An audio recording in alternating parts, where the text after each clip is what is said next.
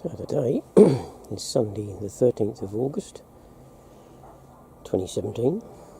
Thought we'd make you best of the nice weather we're getting at the moment. Beautiful clear blue sky, lovely sunshine, probably about 18 or 20 degrees centigrade out here.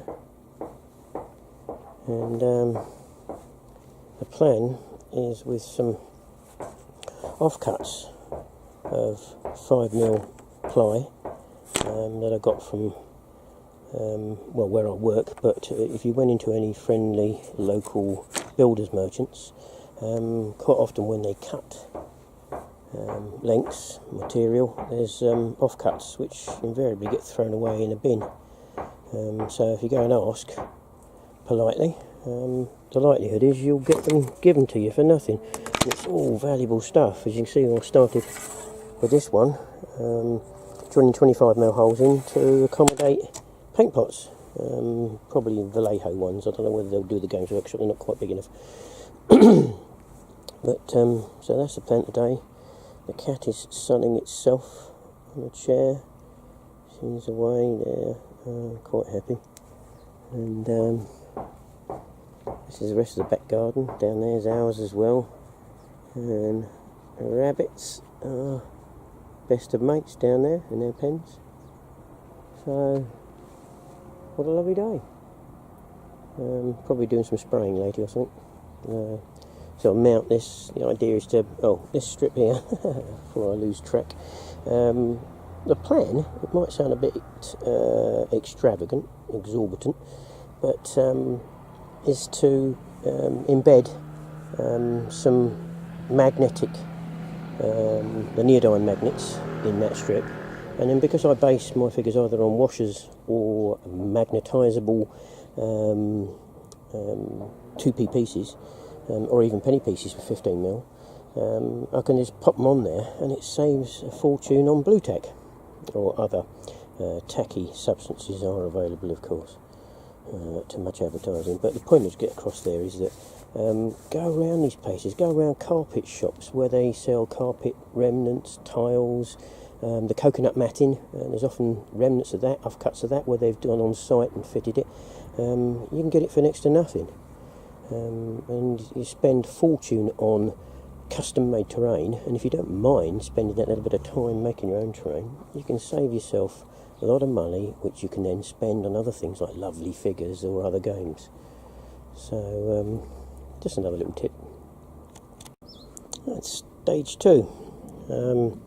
Prepping the wood first by rubbing it down with a sanding block, remove any splinters from the edges and tidy it up, and also run it over the surface. Just make sure you get a nice smooth surface in that for the paint to adhere to. Nice and quick, not particular about which colour, but what I used was this stuff here. It cost about £2 for matte black, as you can see. Much cheaper than buying the proprietary stuff.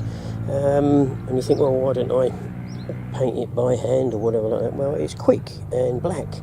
As you can see, you might be able to see that it's drying so quickly in the sunlight because it's absorbing the heat. So that will probably be in about 5 minutes, it'll be bone dry. Give it a couple of coats of that, that'll seal the wood.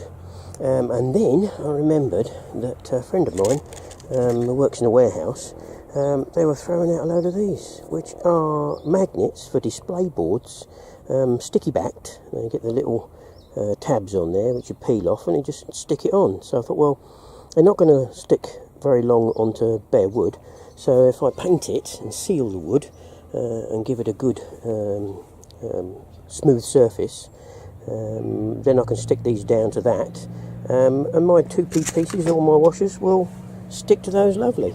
I just trod on the cat. You probably didn't hear that. She wasn't very pleased with that. Yeah, sorry about that, cat. So that's where at the moment. I'm going to do both sides of this because I've only done one at the moment, and the other side still needs spraying, and that should seal that up, and I'll probably get about, I don't know, 20 to 30 figures on there. I haven't measured it, but it's just a off cut, and so there's no big detailed plan to this. It's very much not Heath Robinson, because it's an interesting point. People use that term quite often, or more often than not, incorrectly. Heath Robinson meant overly complex. It didn't mean bung together in a haphazard fashion. It just meant it was a means of, usually a machine-orientated device that was overly complex to achieve what it was designed to achieve. So that's what Heath Robinson actually means, and not, oh, it's just a botched pile of bits and pieces and doesn't really work properly. So the correct terminology there. But yeah, as you can see now, I've waffled on for probably a minute and a half, 2 minutes, and that's almost, if I can get in close enough to see, bone dry. So another couple of minutes and let's have a look. It's definitely dry to the touch, as you can see. Right, part 3. Just gave the strip a very light sanding, both sides, and that with the glass paper. Old story. When I was at school, if we ever went up to the woodwork teacher and asked him for sandpaper, he used to totally ignore us. And we thought he hadn't heard us, so we'd say it again and he'd still ignore us, until we asked for a sheet of glass paper. Then he'd supply it out of stores for us. So it's a bit of a pedant, but hey, I probably learnt some of that myself. But so it actually calls glass paper, not really sandpaper. I think there's a differentiation between the two, but that's what we used to use at school. So this just takes the roughness off the surface and keeps the surface smooth. So the grain is now starting to be filled, be sealed, so ready for another coating. Meanwhile, I've just made myself a nice glass of mint tea. This is from the wife's apple mint plant, which is rapidly growing in a pot there. It really does grow very, very quickly. Within a day or two of picking leaves off, they're starting to sprout new life. Like you can see there, a junction that was picked off, and you've got new life growing out of that stem already. So it's amazing stuff, and I'm not quite sure what it's called, apple mint, but I would imagine it's something to do with the shape of the leaves being quite round compared to other types of mint which have sort of long, narrow leaves. But the flavour is lovely. You can make apple mint jelly with it, and as a condiment, and you can make lovely mint tea, lovely and refreshing, which of course they drink a lot of in African countries, North Africa, etc., Morocco, Tunisia, etc., which is where I probably first encountered it. It's very nice as well. Shouldn't really put sugar with it, but you could put honey as a natural sweetener. So, I haven't sweetened this one because you put enough in there. It's got like a natural sweetness of its own, really. So just steep it a bit more. So distribute the flavour. Very nice. And just to prove to everybody, I don't always drink alcohol all the time. I'm not quite an alcoholic, but I'm getting that way, I suppose. But very nice. Cheers, everybody. Oh, that's lovely. Right, just another little tip. This one may come under the heading of, once again, teaching Grandmaster Sake, because I think a lot of you know this anyway, but this sort of paint, because it's a mixture of propellant, liquid propellant, and the paint itself, a mixture in there, if you keep it stored upright, it's more likely, you're more likely to suffer from clogging in the tube that goes down into the can from the spray nozzle. So best stored upside down, and then when you come to use it, every time give it a good shake, at least 2 minutes, I would say, is advisable, until your balls rattle, missus. So, and that should come out a bit more. It's a word I use probably too often, but homogeneous, rather than splurging out in spots and splurges all over, and you find actual liquid paint rather than a spray coming out in droplets. So, but yeah, another little tip. I'm just continuing, nearly forgot. This one is a new can. I'm just going to start spraying this, so hence the nozzle is nice and clean. But when you finish spraying, invert the can and spray for about a second, 2 seconds, until you don't see any really more, mostly paint coming out. That will just be propellant, and it will clear the tube through that nozzle, and so you're less likely to be clogging, which is what you don't want.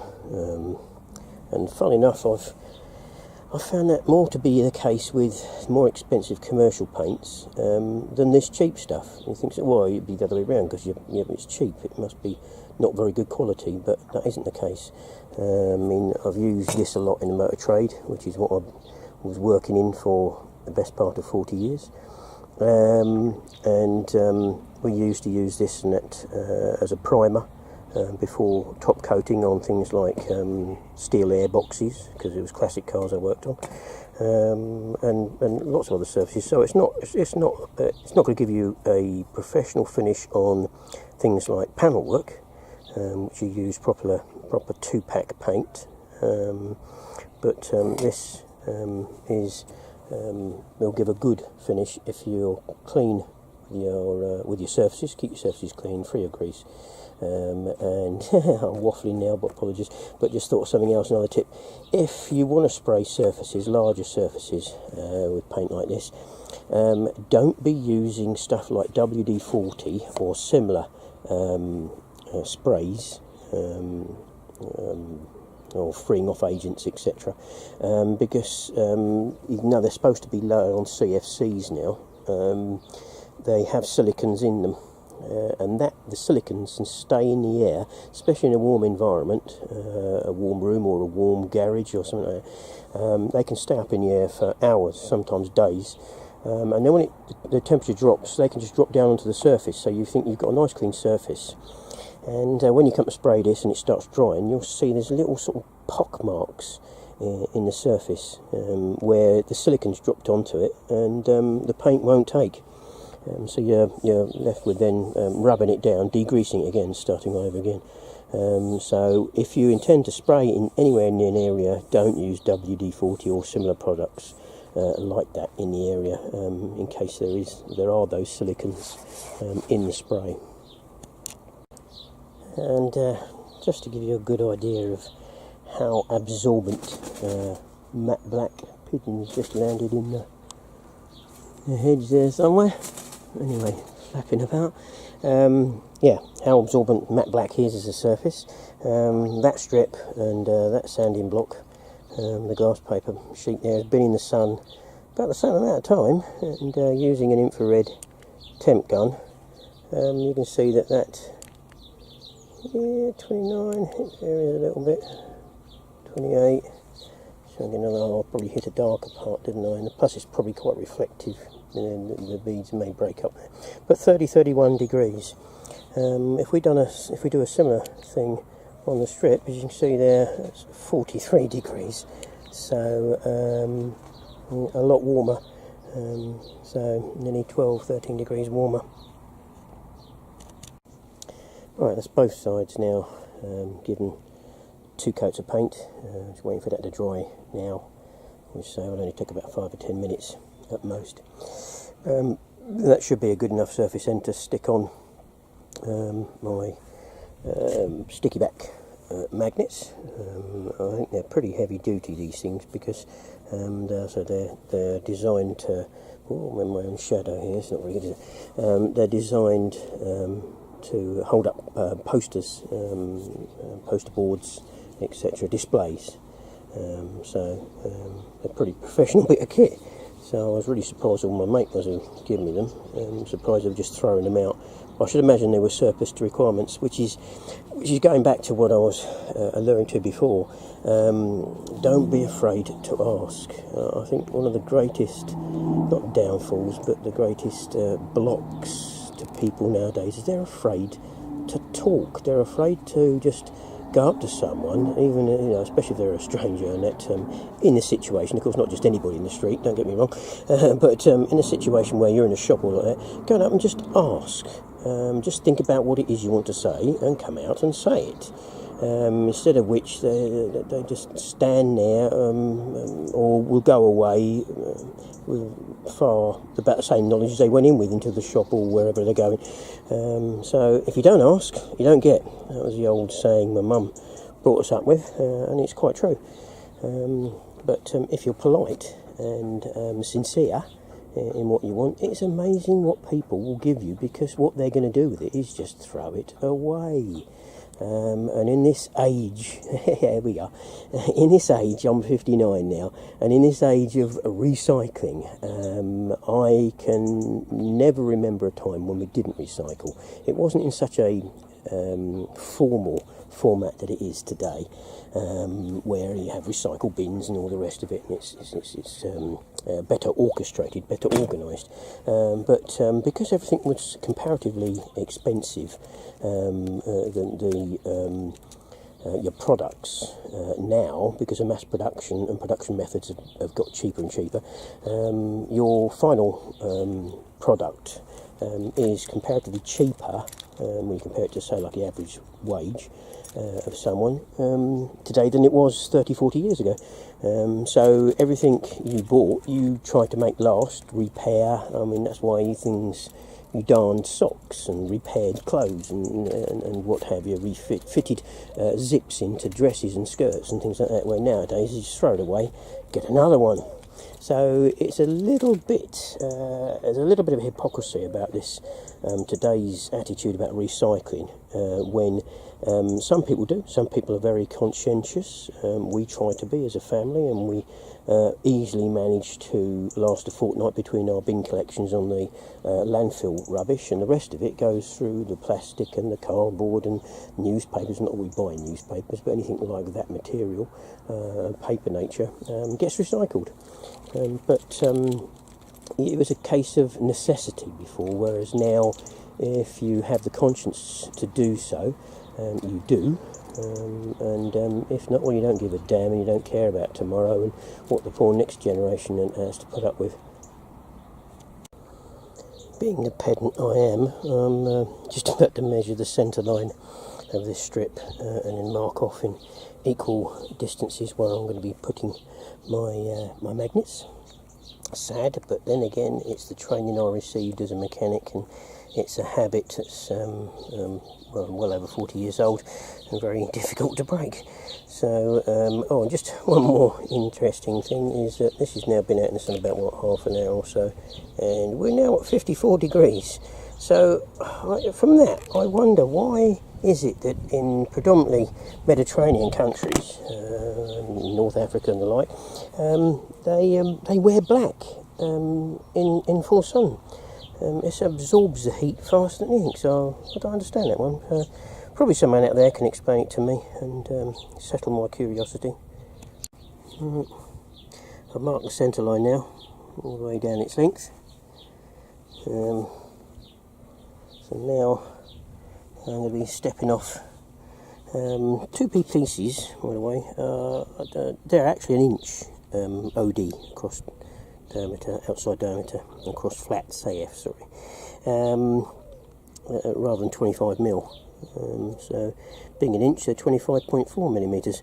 So I shall probably space these, got my own shot there, something like that, so they're be about quarter of an inch between each one, so the paint can get around the base of the stand if you butt them up so they're flush like that. You'll get more on the strip, but you're not going to get paint where they actually join. So to allow the paint to get access there, we'll put it like that. So we'll see how many we get on there. Right, under the heading of some valuable advice I was given many years ago by a wonderful Irish gentleman from Southern Ireland, Bill McGrath. He used to often come out with the saying, measure twice, cut once, Brian, and that's very true. So we'll field test one on here, and although it does move a little bit, it's sliding because obviously it's still metal on metal, but as you can see, oops, let's put it up that way, it stays there quite readily. So hopefully this will save a little bit on blue tack. Even though it's reusable, it does deteriorate after a period of time, and if you're going to do many figures, like this set is, as many of you probably recognise, is the Dark Vengeance cult, Chaos Cult figures, and once I've done these, I obviously want to get on to doing the Dark Imperium figures. Right, done 2 now, and it looks like that's a significant enough gap that allow paint to get around the bases of them without not too much trouble. So I'll press on and do the rest of them now, so it should be okay.